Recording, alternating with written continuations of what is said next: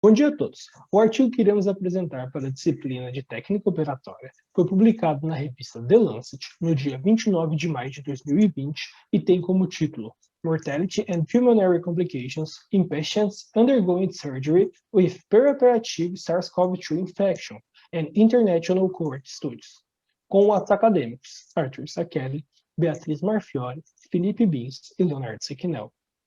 Esse artigo é um estudo de coorte multicêntrico que foi iniciado e finalizado durante a pandemia de coronavírus. Os autores declararam não existir conflito de interesse na realização desse artigo. A produção desse artigo foi pensada pela falta de publicações sérias que envolviam os danos da contaminação por SARS-CoV-2 no período perioperatório de uma cirurgia, pois as informações contidas nos guidelines ou eram desatualizadas ou com base em estudos de menor importância científica.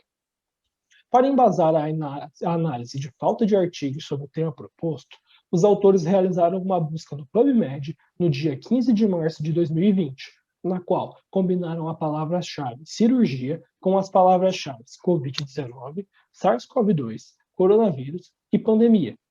E nessa busca encontraram apenas 13 artigos, dos quais um era de Singapura e os outros 12 da China, sendo que, de todos os artigos, nenhum tinha o paciente como base da análise da pesquisa.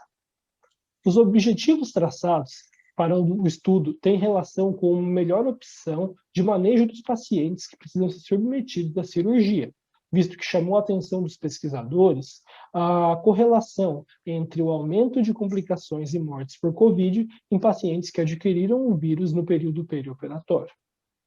Em relação aos métodos, o artigo optou por seguir o modelo de estudo de coorte observacional, sendo que este teve colaboração internacional de 235 hospitais em 24 países. É declarado que a divulgação de informações e considerações éticas foram discutidas com um comitê independente, além dos pesquisadores ficarem responsáveis por obter aceitação com o comitê local e nacional. Os participantes foram pacientes, adultos e crianças indicados para quaisquer cirurgia, incluindo doenças benignas, que tiveram infecção por SARS-CoV-2 confirmada em um período entre uma semana antes e até 4 semanas depois do procedimento. O desfecho primário objetivado era mensurar a mortalidade pós-operatória em até 30 dias. O desfecho secundário, mensurar complicações pulmonares, sendo elas pneumonia, síndrome respiratória aguda grave ou uma ventilação inesperada no período pós-operatório. Vale ressaltar que dados retrospectivos foram permitidos e utilizados, visto que, devido ao caráter multicêntrico do estudo, algumas regiões já haviam passado pelo pico agudo de infecção. Em caso de múltiplas cirurgias, foi adotada aquela que teve a data mais próxima de infecção. Para a confirmação da infecção, foi utilizado o teste laboratorial de RT-PCR quantitativo, sendo que esse seguiu os protocolos de cada hospital. Devido à não disponibilidade desse teste em todos os locais participantes, achados clínicos e radiológicos também foram adotados. Para a validação clínica, foram utilizados os sintomas de tosse, febre e mialgia, enquanto para o radiológico, o CT de tórax. Existiram pacientes que foram englobados inicialmente por critérios clínicos e ou radiológicos, que foram excluídos posteriormente por conta do achado laboratorial negativo. Pode constatar, através dos dados trazidos, pacientes mais velhos lideram os desfechos primários e secundários. Essa tendência também é aplicada para pacientes homens ou com mais de 2 comorbidades. Dentre outros parâmetros avaliados, cabe ressaltar que pacientes que sofreram ventilação invasiva tiveram 95% de chance de desenvolver algum tipo de complicação pulmonar. Nesse contexto, cabe um destaque também ao achado sintomatológico de dispneia, que liderou ambos os desfechos propostos pelo estudo. Essa figura exemplifica vários aspectos abordados no artigo quanto ao desfecho primário, que era mortalidade em até 30 dias, mas gostaria de destacar 3 questões relevantes. Na seta preta, podemos constatar que pacientes que passaram por cirurgias de emergência tiveram um índice de mortalidade maior que outros tipos de cirurgia. Na seta vermelha, verifica-se que pacientes com diagnóstico de infecção no período pós-operatório também se destacam. E por último, na seta laranja, é tido que pacientes com complicações pulmonares superam com relevância percentual considerável em comparação aos que não tiveram nenhuma outra complicação. Nessa figura, que também foi retirada do estudo, averiguamos graficamente o que já foi dito anteriormente. Homens lideram o índice de mortalidade, sendo que as cirurgias de emergência e a idade atuam como principal cofator para o aumento da mortalidade. Os 1.128 pacientes que participaram desse estudo passaram por procedimentos cirúrgicos entre os dias 1º de janeiro e 31 de março de 2020. Dentre eles, 605 eram do sexo masculino e 523 do sexo feminino, sendo que a maioria deles tinha 70 anos ou mais, como podemos avaliar no gráfico abaixo.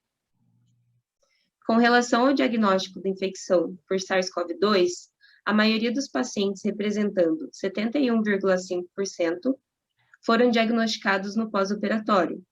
Dos métodos utilizados, a maior porcentagem, representando 85,9% do total, teve o diagnóstico realizado pelo método de teste de laboratório. Analisando-se os resultados, observamos que as cirurgias de emergência representaram os números mais expressivos, tanto em quantidade, com 835 procedimentos, quanto em mortalidade. O mesmo ocorreu com cirurgias de grande porte, com um total de 841 procedimentos. No terceiro item avaliado, constatou-se que o período de 30 dias após a cirurgia tiveram os números mais expressivos em mortalidade. E com o intuito de quantificar os preditores para mortalidade em 30 dias, alguns dados foram coletados em um modelo ajustado, incluindo apenas pacientes com dados completos, totalizando 1.037 pacientes. Dos excluídos, 7 pacientes faleceram e 84 pacientes não evoluíram a óbito nos 30 dias. Esse modelo avaliou idade, sexo, classificação do estado físico da Sociedade Americana de Anestesiologistas, presença de comorbidades, diagnóstico cirúrgico, tipo de urgência, grau de cirurgia e período do diagnóstico de SARS-CoV-2. Dos resultados obtidos, os preditores mais relevantes foram idade de 70 anos ou mais, do sexo masculino, classificação de 3 a 5 do estado físico da Associação Americana de Anestesiologistas, presença de 2 ou mais comorbidades, cirurgias de trauma, em caráter de emergência, cirurgias de grande porte e diagnóstico de SARS-CoV-2 no pós-operatório. Avaliando-se a ocorrência de complicações pulmonares dentre os óbitos em 30 dias, essa figura demonstra que pacientes que desenvolveram complicações pulmonares tiveram menor taxa de mortalidade em 30 dias, comparando-se aos que tiveram. 577 pacientes manifestaram pelo menos um tipo de complicação pulmonar, e o número de mortalidade entre eles foram de 219. Algumas das complicações pulmonares avaliadas foram pneumonia, desenvolvida em 456 pacientes, com índice de mortalidade de 37,9%, ventilação inesperada, que acometeu 240 pacientes com índice de mortalidade de 41,7%, e síndrome do desconforto respiratório agudo, observada em 162 pacientes, com índice de mortalidade de 63%. Houve ausência de dados em 15 pacientes, sendo que 14 deles tiveram complicações pulmonares e um deles teve que passar por ventilação inesperada.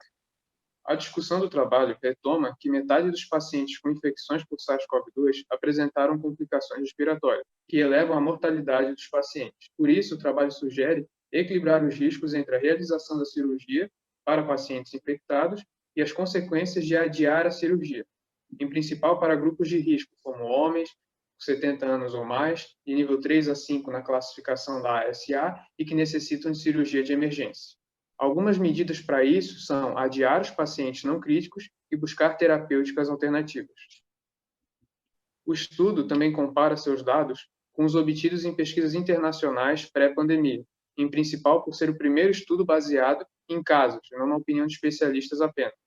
Dentre os estudos estão um estudo feito em 2019, de mortalidade de pacientes em 30 dias, que realizaram laparotomia mediana de emergência, com resultado de 14,9%, enquanto pacientes que necessitavam de cirurgia de emergência neste estudo apresentado tiveram mortalidade de 25,6%. Outro é um estudo africano sobre a ocorrência de síndrome de distúrbio respiratório agudo, que fora 0,05%, enquanto a ocorrência de SDRA neste estudo apresentado fora de 20%. Outro estudo foram realizados de 2014 a 2015 em 28 países, que analisou a ocorrência de complicações respiratórias no pós-operatório, com a taxa de 8,5%, enquanto neste estudo apresentado de pacientes infectados por SARS-CoV-2, a ocorrência de complicações respiratórias foi de 50%. Outro ponto importante do trabalho é que ele realiza uma autocrítica, destacando alguns pontos do trabalho para se ter atenção ao interpretar os dados, com os protocolos não serem padronizados, o estudo ter sido iniciado na fase inicial da pandemia, quando a realização de teste rápido não era recorrente em todos os locais. Isso pode ter reduzido o grupo amostral do estudo, já que ter feito RT-PCR é um dos critérios para a inserção de pacientes no estudo. Outro ponto destacado é que 6% dos pacientes incluídos no estudo foram incluídos a partir de diagnóstico clínico. Embora tenha sido observado que os resultados desse grupo sejam semelhantes aos diagnosticados com RT-PCR, o trabalho destaca esse ponto como relevante de se ter em nota. Falsos negativos também, quanto à sensibilidade dos testes, e os falsos negativos, somado à falta de teste rápido na fase inicial da pandemia, também a abrangência do estudo, que inclui todos os tipos de cirurgia de emergência e eletivas, dificulta inserir no estudo todos os pacientes elegíveis. Então, são os fatores que podem ter reduzido o espaço amostral. O principal ponto destacado pelo trabalho é que deve-se ter cuidado ao interpretar as conclusões do mesmo, pois ele não foi comparado a um estudo semelhante a ele, só que com pacientes que não estivessem infectados pelo SARS-CoV-2, e sim, a sua comparação foi feita com estudos internacionais pré-pandemia. Na discussão, o trabalho também traz 3 recomendações para evitar submeter pacientes com Covid-19 à maior taxa de mortalidade e às complicações respiratórias. Uma delas é elevar o limiar quanto à necessidade de realizar cirurgia para algumas situações específicas. Utilizar o teste para influenciar na triagem de quais pacientes são destinados a cirurgias eletivas e de emergência. E a terceira recomendação seria, antes de decidir realizar uma cirurgia ou não se basear apenas na mortalidade e nas complicações, mas também acompanhar esse paciente a longo prazo e usar informações individuais nessa tomada de decisão. Como reflexão, o artigo traz que, embora os testes de RT-PCR contribuam na triagem e para evitar submeter pacientes infectados pelo SARS-CoV-2 a cirurgias, estratégias são necessárias para minimizar a transmissão intra-hospitalar que ainda permanece, e assim reduzir os riscos de complicações pulmonares pós-operatórias em pacientes que estão infectados pelo SARS-CoV-2, em principal para aquelas cirurgias que não podem ser adiadas. E essas são as referências que embasaram o artigo apresentado.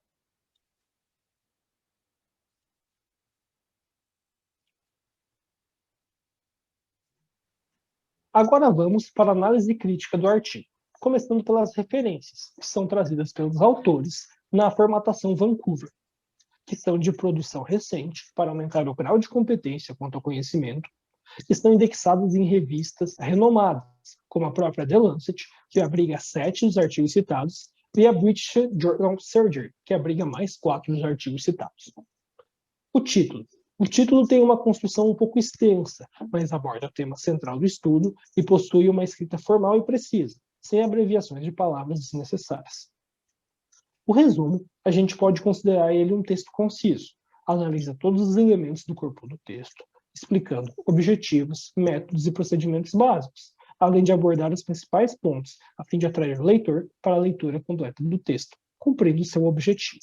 A introdução situa o leitor para o contexto do estudo do artigo, usando referências atuais para corroborar o pensamento, citando a falta de publicações sérias quanto ao assunto que está sendo exposto, com base em pesquisas feitas em buscadores acadêmicos, e criticando as formas vigentes de manejo de paciente, com base em apenas conhecimentos empíricos de experts nos assuntos. Sobre os métodos, a questão de estudo ser multicêntrico e de caráter internacional acaba agregando muito para uma diversidade de dados e confiabilidade maior, pois tem representatividade não somente nacional das constatações.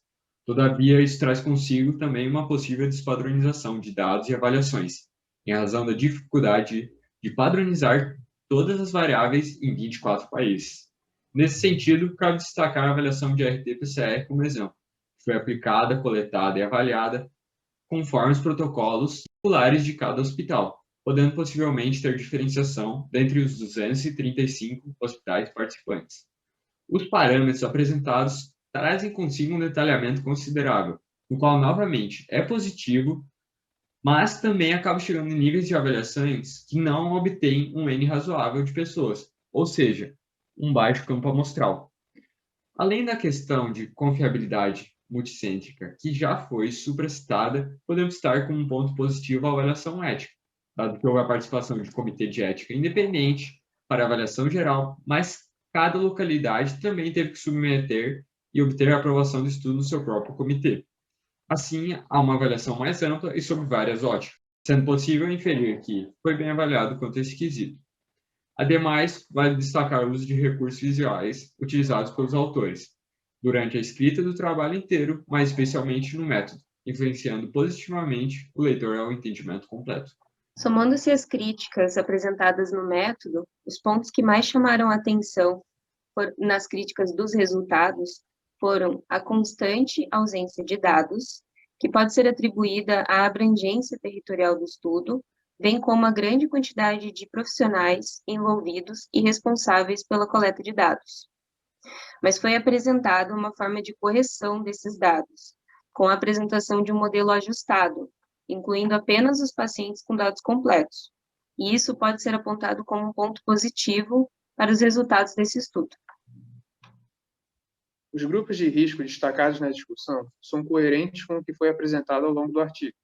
A comparação com estudos pré-pandemia, embora não seja ideal, como o próprio artigo menciona, é um bom comparativo que coloca o SARS-CoV-2 como um parâmetro diferencial entre esse estudo e os demais. A reflexão final é coerente também, conforme que o trabalho apresenta. No entanto, o objetivo do trabalho fica um pouco confuso, pois o título sugere que seria muito mais um levantamento de dados, enquanto o artigo traz sugestões de mudança de abordagem na triagem e de realização de cirurgia para pacientes com Covid-19. Isso aparece em diversos pontos do trabalho e se sobressai na discussão. Então, pontuar essa análise da mudança da abordagem no título ou em outras partes do texto seria interessante, afinal, acaba sendo um dos objetivos do trabalho. Falso negativo, é importante pontuar que, em um trecho do método, é mencionado que o teste para avaliar a sensibilidade do RT-PCR foi feito apenas para os casos confirmados de Covid-19, e seria interessante que fosse feito nos não confirmados também. Caso contrário, pode haver vários falsos negativos não computados no estudo. Outro ponto importante é que, embora ele pontue que houve aumento das taxas de mortalidade em todos os grupos, é comentado nos resultados que as complicações respiratórias aumentam a mortalidade para os pacientes que tiveram infecção por SARS-CoV-2 pós uma cirurgia eletiva e para os que tiveram antes ou após uma cirurgia de emergência. Só que não comenta sobre os que tiveram infecção antes de cirurgias eletivas. Então fica a dúvida sobre como a elevação da mortalidade se deu nesses casos. Foi em taxas menores ou em taxas não relevantes? Então seria um ponto importante de ser explicado e desenvolvido na discussão também. Então essa foi a apresentação e a crítica sobre o artigo escolhido. Muito obrigado pela atenção.